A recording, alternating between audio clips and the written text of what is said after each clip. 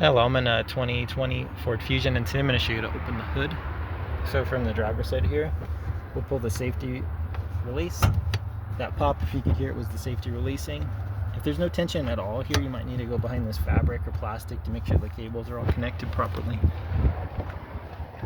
But now we'll go up to the front, and you should see that hood slightly loose now, so you can fit your fingers up here.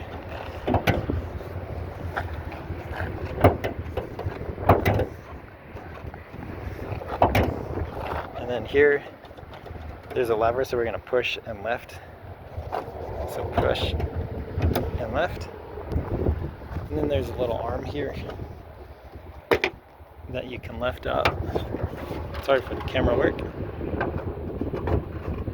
There we go. So now this arm is holding up the hood. And then this is that lever I was pushing. So this was releasing that. This is where it was hooked onto. And then double check your hood's in proper alignment too, because that could cause you issues. But I hope this is helpful. Hope you have a good day.